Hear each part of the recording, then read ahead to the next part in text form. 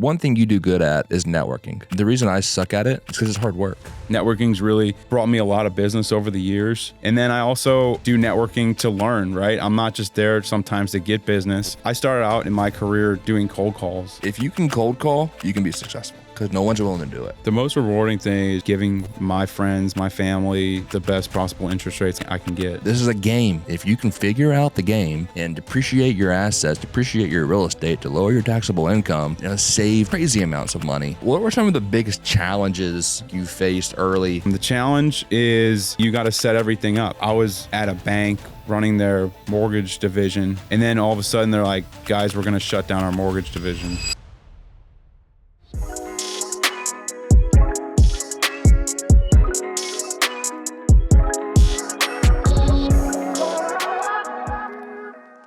What's up, you guys? Welcome to another episode of Successful DNA. I have my friend Rob DiGorie here with us. Rob, welcome to the podcast. What's up, Elliott? Thank you for coming in. Nice rainy day in Florida. Did you make it over here safe? I guess all you good. Did. So coming from Tampa all the way to Clearwater.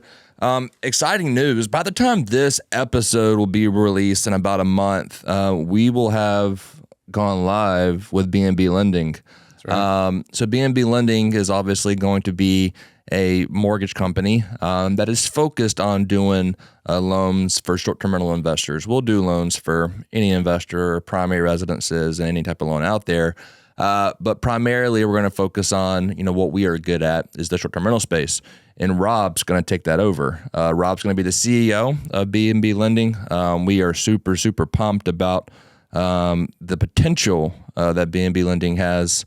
Rob, what makes you most excited about B&B Lending? I'm happy to just partner with your team and all the experience you guys have, and then taking my 20 years in the mortgage industry here in Florida.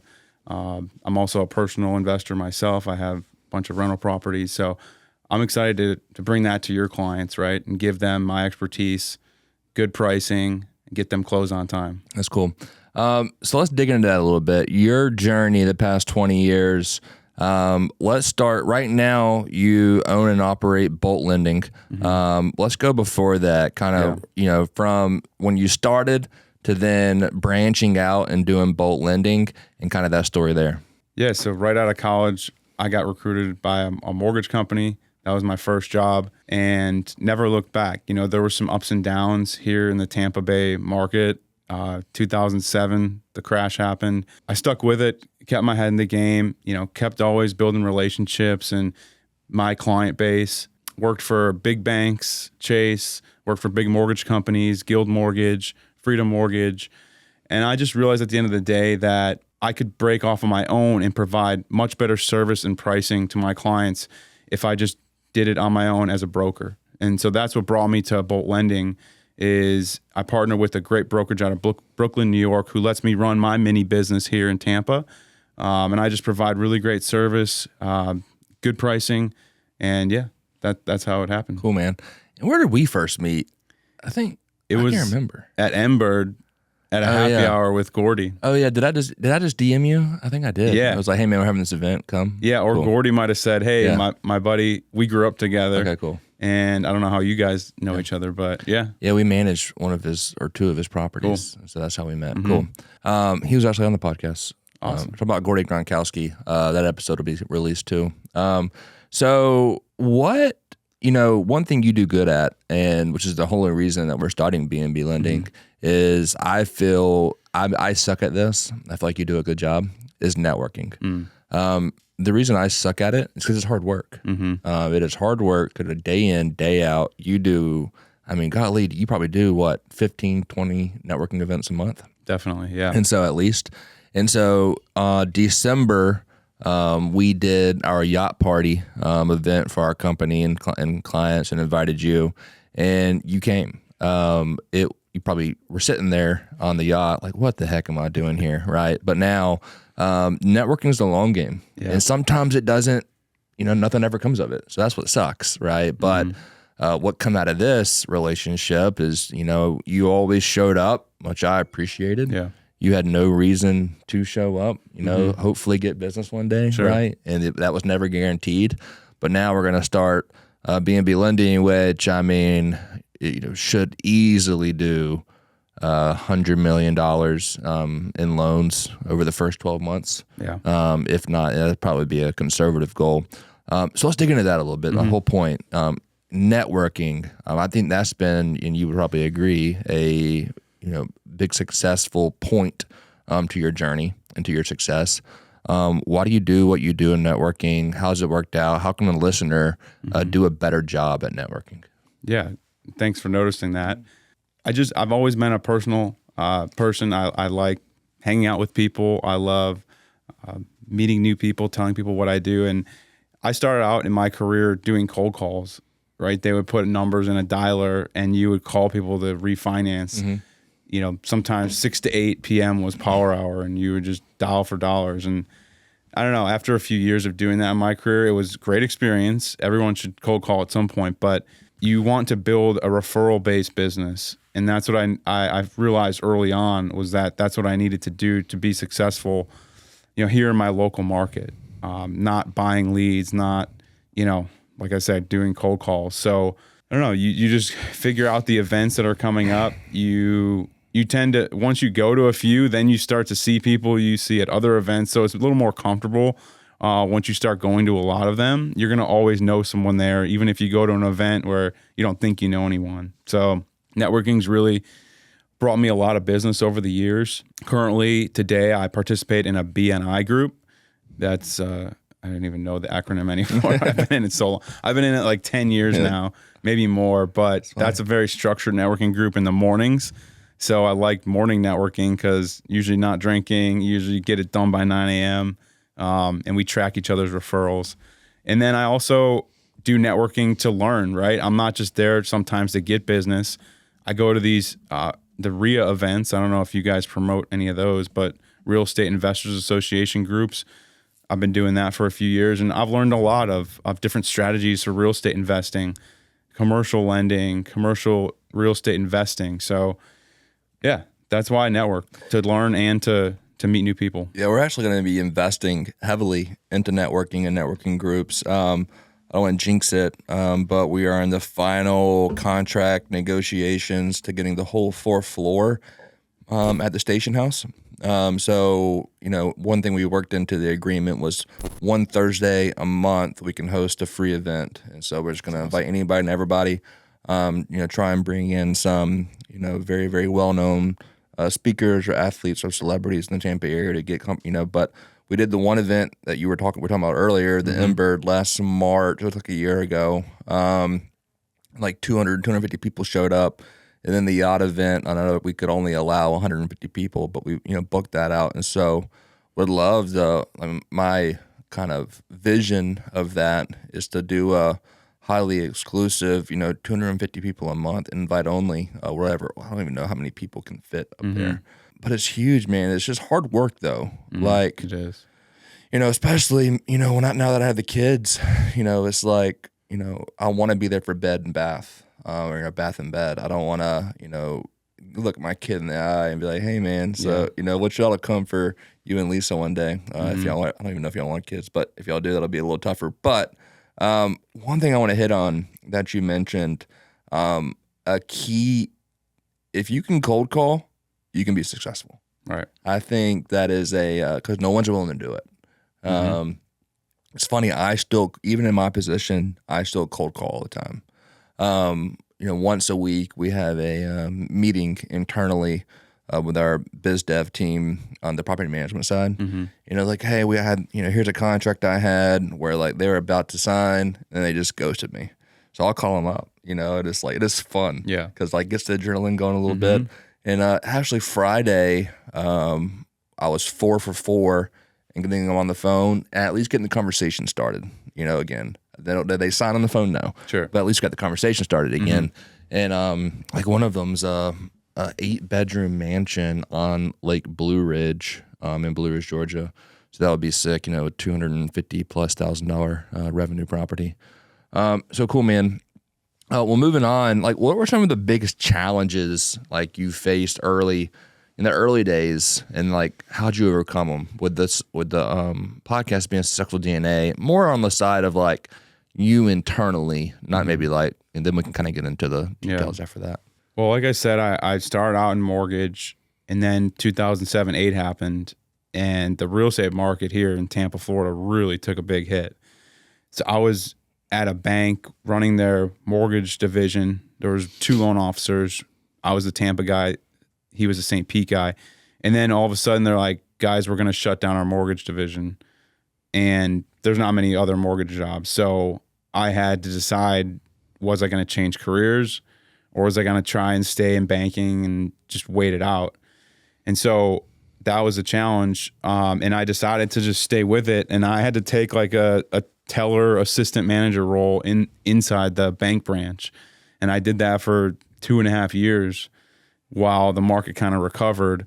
So that was a huge challenge for me. That was, you didn't earn a lot of income. But it also taught me one thing, that I knew I didn't want to work in a job that had a kind of a cap on your salary, right? When you're an assistant branch manager at a bank, you make your salary. The little bonuses might be $10-$20 for opening accounts. It's not a lot of bonuses. So going from a mortgage position where you earn commission to then a straight salary role, that was where I decided, like, I'm not doing this again. So as real estate market coming back, I was in the branch working on HELOCs, helping out, refer mortgages to like some mortgage team, like at the corporate office. And I was like, I'm just going to do this 100% full-time again. Like, I'm going back to it. And that's when I went back to it at Chase Bank as a full-time loan officer. So that's cool. Yeah. What do you think, like, not just you independently, but also like the people you work with inside of Bolt Lending, what separates Bolt Lending from just a retail shop maybe? Yeah, I would say just years of experience. I've really looked at companies hard, and I've been in a lot of different like mortgage companies, banks, and I know how the businesses run, right? I know the margins that are set from the corporate office all the way down to the loan officer, right? And I seeked out this company, Go Rascal. That's who we hang our license with, and they really have this flat fee model, very lean. Right? They set you up for success with compliance. They do all that. But I really wanted to find a company that supported my mini business here in Tampa and allowed me to give clients the best pricing possible. So that's really what it's about. Yeah. What I've learned from you, and just like even with B&B Lending, what we're going to start to be super lean, is like a lot of these retail shops, I won't go by name, but any of the top 10 in the country, they have the regional vice president, this vice president, that vice president. And so they have to, it's hard. That's not lean. That's the opposite of lean. That's right. I actually think, someone told me, they're like losing money year over year pretty significantly, right? Yeah. I mean, the past couple of years have been a margin compression in our industry. Clients got savvy and smart. They're shopping more, and they can't keep charging these high margins to clients. So yeah, that'll be interesting to see over the next. I'm actually think just from Lord, I've learned from you, and more than me, that like a lot of those retail shops might even go out of business, or they're gonna have to change their model up to remain a more lean model. Well, still to this day, there's the broker side of the business, which I'm on and we're going to be on, has like 25% market share of all mortgages done. So there's still 75% of people doing a loan at their bank or their retail company, like Rocket. So I think that's it was maybe 18% like 3-4 years ago. So the broker world is gaining market share because I think people are smartening up, wanting better pricing, and that's why we're seeing those numbers grow. Yeah, I think people, because it's so easy to access information and it's getting easier and easier on YouTube, social media, whatever it is, that's going to continue to increase. Another thing too, being the reason they're successful and still have 75% market share is relationships, and so. That's one thing that you and I are big on. We'll just do better at building better relationships, networking, relationship. And that number, you said that was 3 to 4% a couple years ago? No, like 18. So it's about 10% in the last 3 years. Okay. So that's significant. Of trillions of dollars. Like a lot of money. Yeah. Cool. At what point did you know that you wanted to go to this more wholesale brokerage route versus the previous retail shop? And before that, explain to listeners retail versus wholesale versus, any other models out there. So the retail model would be where you would go into your bank and they would offer you only their products, right, to you. Or you go to a mortgage company like a Freedom Mortgage or a Rocket Mortgage, and you're talking to their corporate team. That's the retail side of the business. The wholesale side is individual brokers that shop your loan around, right, and have relationships set up with these wholesale investors. So you don't talk to the underwriter as a client, right? We're actually placing your loan with the underwriting side of the business, and we kind of coordinate that loan all the way from application to closing. So gotcha. Which I think leads to a good segue. Like, what are some of the biggest misconceptions people have about getting a mortgage? Still to this day, people tell me, "Oh, I thought I had to put 20% down." Yeah. So I can't believe that that's still a something that people think they have to do. Yeah. But that's one. Another misconception is that you have to, listen to your realtor and only go with one person. Like, I would get at least 2 quotes every time when you're comparing or getting a mortgage. Yeah. Because most of the time that realtor is going to have a relationship with not most of the time, all the time. Yeah. They're going to have a relationship with some type of mortgage broker and get a kickback of some sort for that mortgage broker. So be careful of, like you just said, go get 2, 3, 4 quotes, because even if it's from your realtor that you trust, they're just going to make money off of that. That's why they're pushing you that way. Another thing, let's dive in a little bit so the listeners know. I get that all the time, like 20% down payment, like that's what, or 25%. That's all I can do. Right. Like, no, there you can do 10% down. You can do FHA loans, 3.5% down. What are maybe the 3 top loans that you can do outside of a traditional 20-25% down? Are we talking for like a primary home, or are you we can talking... go through all of them, just the top 3? Yeah. For a first-time buyer, I would say the best product out there is going to be a conventional loan. You can do as little as 3% down if you're a first-time buyer. FHA is the next best product, 3.5% down. And then if you're a veteran, VA, 0% down for veterans out there. And those are all in the military. Freddie Fannie products? Yeah, except the VA loan. Okay. That's through a wholesale. And the FHA, it's through a government entity. Gotcha. But Fannie Freddie is the conventional loan. And let's explain who Fannie and Freddie are. They're just government-sponsored entities. So right now they're government-sponsored and backed, but they basically essentially buy all the mortgages that get originated and package them up and sell them on the secondary market in these big mortgage-backed security pools. So Fannie and Freddie, that was created during 08, 09, right? All that happened? It was always around. Yeah, always around. Okay. There's been talks about them coming out of conservatorship, which means like less government control within the 2 companies. There's positives and negatives to that, but if you go to your bank, you're not getting the bank's money. You're really getting a Fannie Mae loan because they're selling it off on the back end. Yeah. We're all really selling the same product, so it's just who takes the less margin on the deal. One thing that a lot of people don't know about is, in our space, second home loans and DSCR loans. Let's explain to the listeners too, if you're looking for a second home or an Airbnb or any type of investment property, for that matter. What's a second home loan? Obviously, the name gives it away. And then what's a DSCR loan? Second home would be a place you plan to live in for some period of time. An investment property is somewhere you say you're never going to live. You're just straight renting it out. And then you said DSCR. Yeah. That is a non-traditional mortgage product, and it stands for debt service coverage ratio loan. That is a cash flow investor loan. So we don't underwrite on income for those products. We underwrite on the cash flow of the property. So the mortgage payment compared to what you're going to get in rent is really the underwriting. So it's a great loan for real estate investors that may have a lot of write-offs on their tax returns, or maybe they're a couple years into their real estate investing journey and they don't yet have really solid tax returns showing a lot of income. That could be a great way for them to get started. Yeah, that's especially real estate investors who, people like me, they're trying to use a short-term rental loophole, or now I have professional rep status so I can invest in any real estate and get the depreciation, but we're trying to get our taxable income down to 0. And the way we do that is by creating paper losses through depreciation, and then, whether it's a short-term loophole or just normal depreciation using my rep status. But the problem that comes to is if I go to you, hey Rob, I want to buy a new primary residence. I have them. Let's say I have the money, I can afford it. I have the income. It's $30 million. Like, hold up, Elliott. We have to go over your tax returns. That's right. But another thing we can do is, since it's not an investment property, it would be a primary residence. It's bank statement. That's right.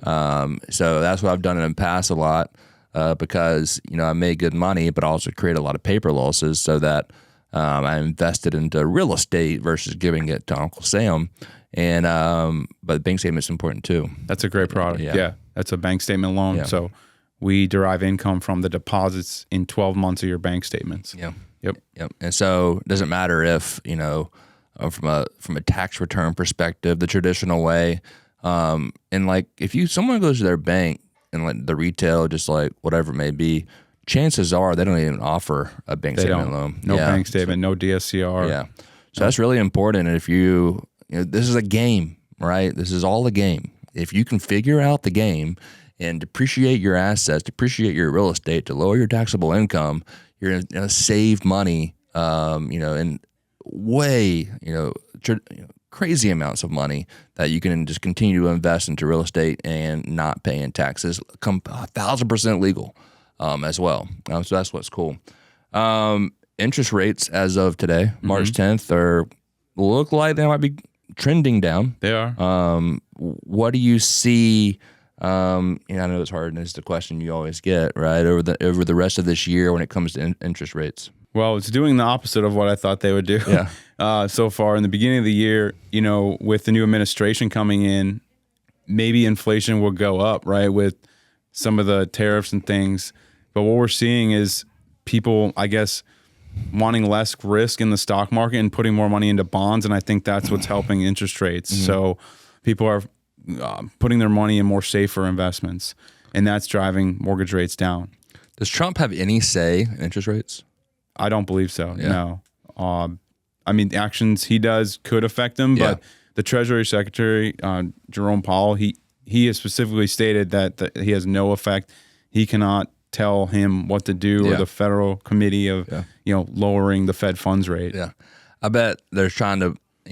I possibly guarantee he's trying to work some back channels to lower interest rate because he's a real estate investor. Yeah, he doesn't like high interest rates. He wants to go buy more real estate.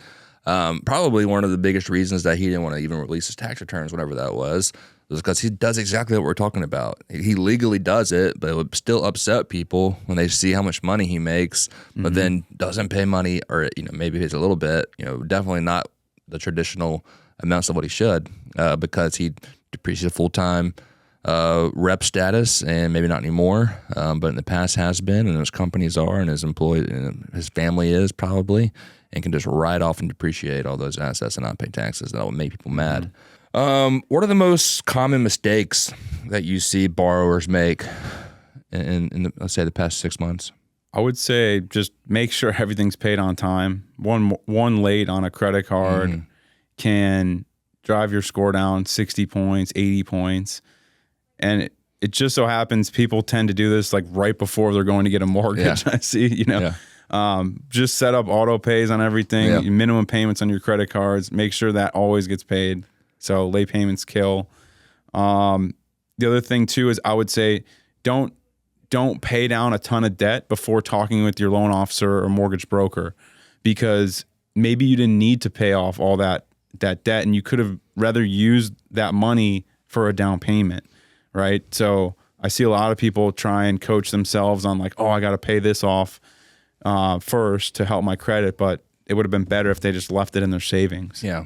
No, I bet our team probably gets upset that some of the, we have 2 team members who, help me pay off all my personal credit cards and personal bills and our company bills and company credit cards are in my name, right? And so same thing you said, you can't have any late payments. And so like, even if it's a mistake, they don't care, right? It's like the late is late, That's right. They don't care what your excuse is. And so like it's been something that we focus on because we have so many, credit cards for the business and personal, and so many bills to pay, and so many so many mortgage, statements to make and pay. And those are really detrimental. Don't never be late on your real estate. Right. Nope. That you won't even be able to get a loan. A lot of wholesale lenders will be like, nah, that's we're right. not going to do it.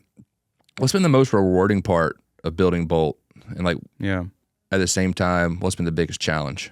The most rewarding thing is just knowing that I'm giving my friends, my family, the people I network with, the best possible interest rates I can get. The other thing too is I've started to hire a loan officer, another loan officer, and I have a loan officer assistant. So just building that team and helping to coach people earlier on in their career, I think is rewarding for me. I don't know why I like coaching. I've always played sports my whole life. So I think that's another good rewarding feeling. The challenge is when you start your own thing, you got to set everything up. You're not just walking into a company and plugging into all their systems and their processes. You have to choose how you're going to build your company. You have to set up your CRM. You have to make sure it all flows together, right? I think I'm a creative person, so that kind of stuff came easy to me as far as name and logo, things like that. But just setting up the flow of everything has probably been the biggest challenge for me. How do you stay ahead of the competition? There's a lot of mortgage brokers, not just nationwide, but also in the Tampa market where you do most of your business. Right. How do you stay ahead? Because it's been challenging the past few years. The past 2 years have probably been some of the toughest of my career. Yeah, but you've still been successful. Yeah. What have you done to stay ahead? I just think social media has been, I think, a big factor for me. And I don't post just all business stuff. I'm posting a lot of personal things that I'm doing, just the consistency of me going to the gym every day. And just I try to interact with realtor partners on Instagram, right, and encourage them when they post.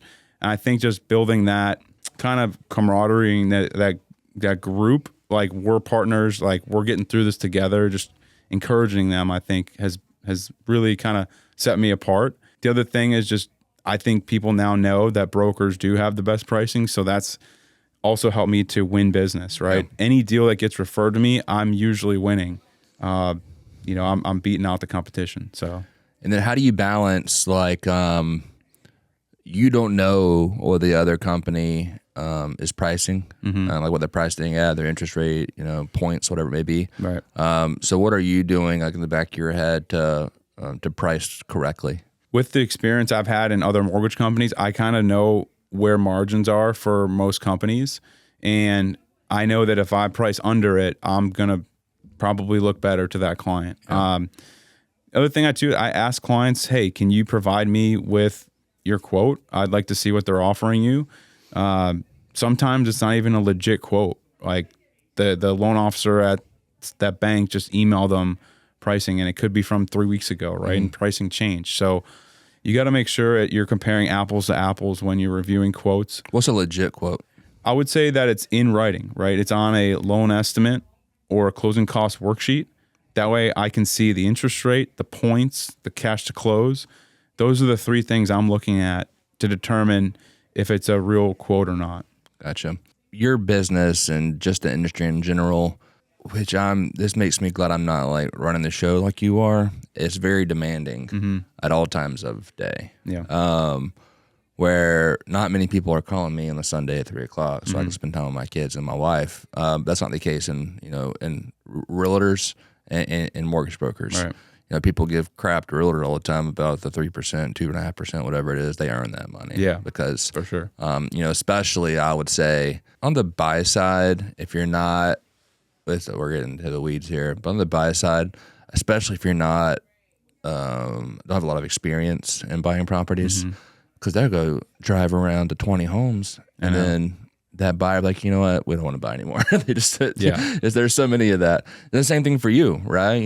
It's not over until the home closes. Right. I'm sure there's homes still out of contract all the time.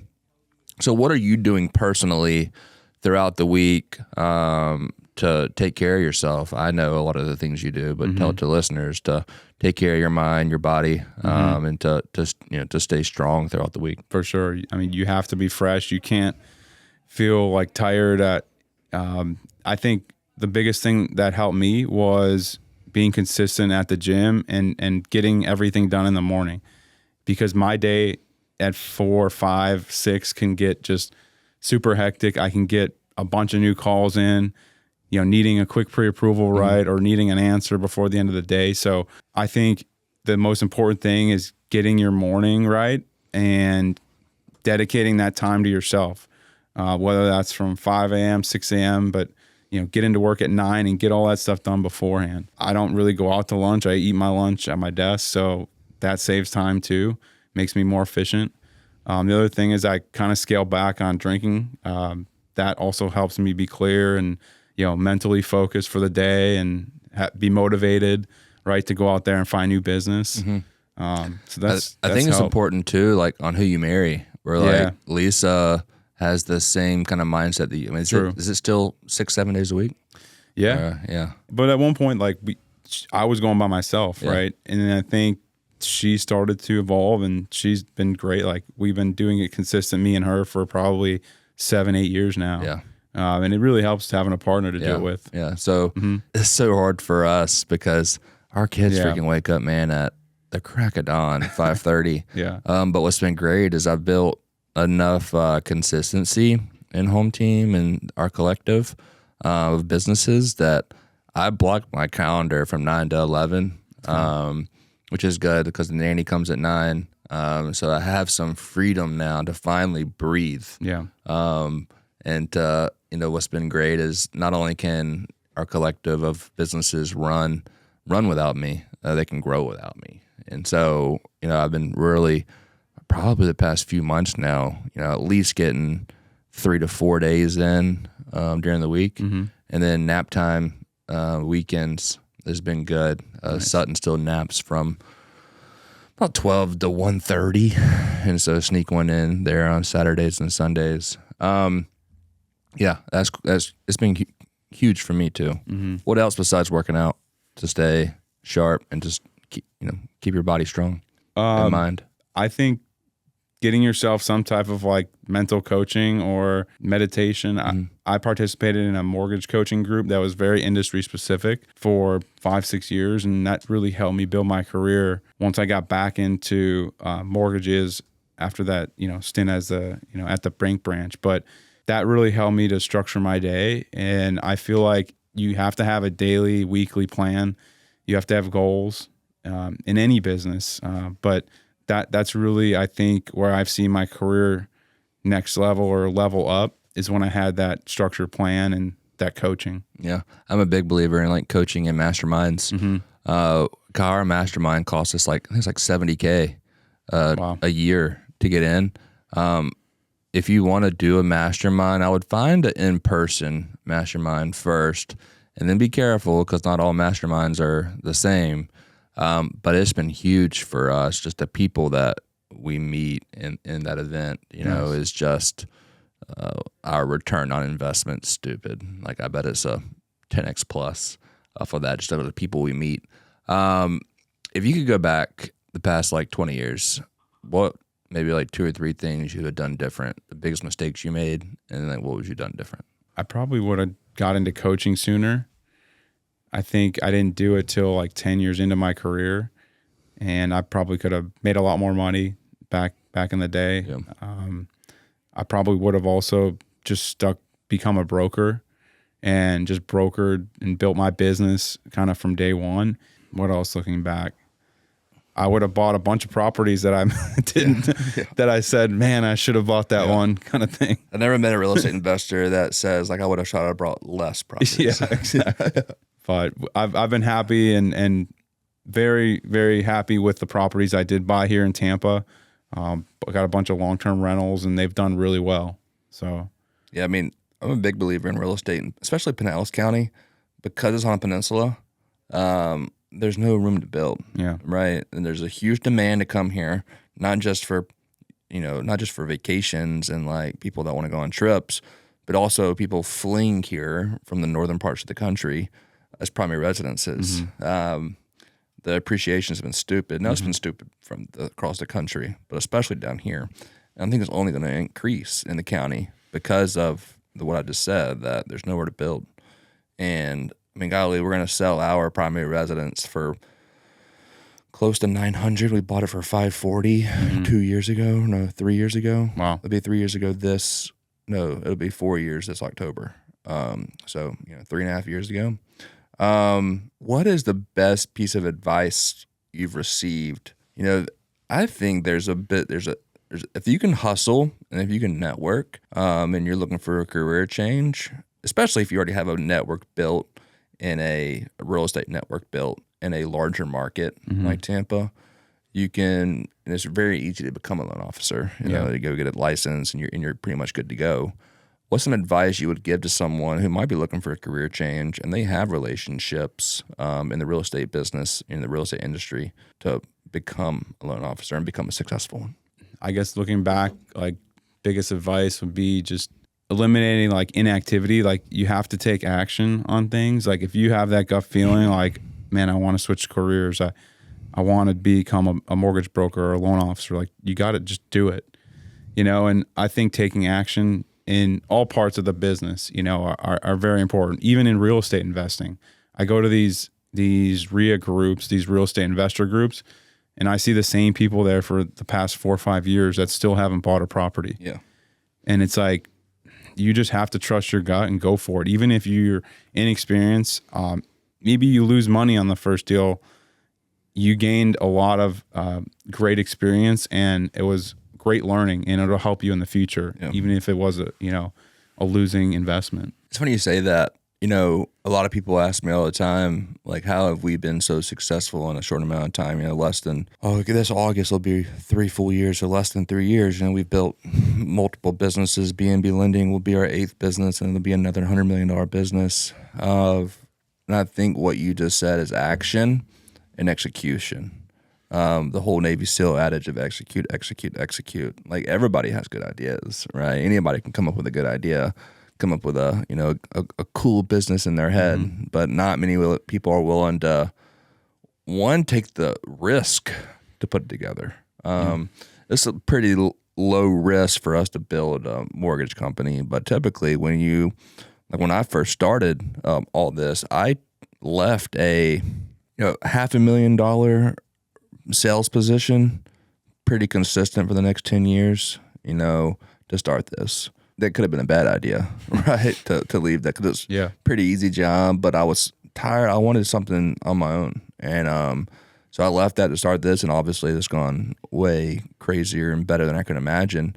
But action, not a lot of people are willing to take. Not a lot of people, if I could put it to one thing, you got to be willing to take the risk. And not a lot of people are willing to do that. It's probably a little risky to go on your own, right? And not have that consistent lead source of the bank, and have to build your own leads, because Go Rascal's not giving you any leads at all. You have to build your own leads. Where do you see the industry next 5 to 10 years? Real estate or the mortgage industry? I think take some of these AI that's coming out and improve our industry. I feel like some of the technology in the mortgage industry and just in banking in general is so archaic. Like, you can't even e-sign a mortgage package here in Florida yet. You have to go into a physical office, pain in the butt, wet sign it, or get up. Other states are already doing virtual closings. Really? Yeah, where you can e-sign the whole thing. Well, I closed 8 properties that got flooded in the hurricane, and had to meet in here what are they called? A mobile notary. Yeah, notary. Yeah. 8 times. Yeah. I'm like, this is kind of silly. Yeah, and even underwriting. Like, when we collect documents, there's still a person that has to second check a pay stub, and put a number back into a computer. So I feel like AI is going to make that way more efficient. It may take a few jobs. I don't think it's going to completely wipe out all of our jobs. I still think there's going to be a need for a loan officer and underwriter, but making things more efficient in the banking industry, I think, is going to be a huge improvement over the next 5 years. Yeah, I'm excited about B&B Lending because of that. I think the hardest part, really for every business industry, but especially in the mortgage industry, is leads, right? Yeah. And getting enough leads to be successful, and that's where B&B Lending won't have any issues. Because of our ability through, whether it's SGR Realtor Search, we can throw it in there. Run ads, SEO, the B&B lending, or when someone searches short-term rental or Airbnb loans, making sure we pop up first. We're really good at SEO. I think we'll be able to add a lot of loan officers too, that have a book of business. If you're a loan officer and you've made it to this far in the episode, and you do at least $10 million already, and you want leads upon leads upon leads, and not just like random cold leads, but like really warm leads, make sure you reach out. We'll probably have a spot for you. That's what I'm most excited about. It's just the leads that we can provide loan officers, especially in our space, not just in our space, but then you build the relationship and get really good at it, and it'll be fun. It's going to be good. Yeah. B&B lending. Yeah. Let's end with that. What are you most excited about? I think it's two parts. One, you do really good locally, and we can just add fuel to that fire. Yep. But then also, you've already seen it a little bit. We haven't even gone live yet, and we're getting crazy amounts of leads. What are you most excited about? I think the clientele you guys are bringing in are really high-end clients that, are committed to making this Airbnb investment happen, and they're willing to spend money, right? They're willing to listen to your coaching. I'm excited about that. Like the tier of clientele that are coming with you guys are top tier. I think the mortgage products that we're able to offer your clients, from amazing conventional loans if they want to buy it as a second home, to really good options on DSCR loans, bank statement loans. So that's also what I'm excited about, is to bring that to all your clients, right? To custom tailor whatever option works best to them, or whatever options make the numbers look great for their new investment. The third thing I'm excited about is just your partnership. The way you guys are going into starting a mortgage company, I think, is super smart. You're not getting greedy and setting huge margins, right? You want to offer this as a service to your clients that just helps add to the experience, right? To the coaching, to all the analysts that work on their deal, to the advice you're giving them about renting it. You're going to provide this new lending arm, which we're giving great pricing out to these clients, right? From experienced loan officers, and making sure that everything runs smoothly. Like it's a full service thing that you're doing for clients. So yeah, I'm really excited about it. Yeah, I think you hit nail on the head. We're on a nonprofit. We have to make money, but at the same time, it's a happy medium, right? Of like, where I think the industry's, what I'm excited about with us is like, we're not going to take advantage of people, right? And like, yeah, everybody's got to make, there's a happy medium in how much money that we're going to make per deal.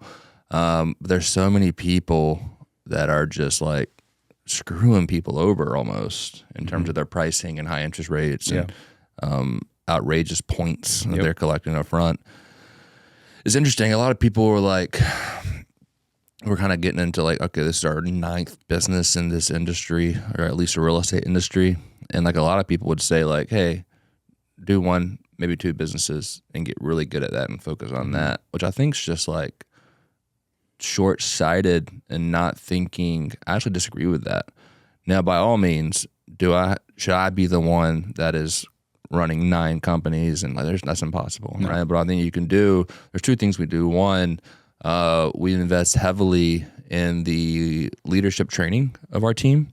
Like every day we do, a monthly speaker comes in, it's home team leadership, and it can be random people just talking about how to lead.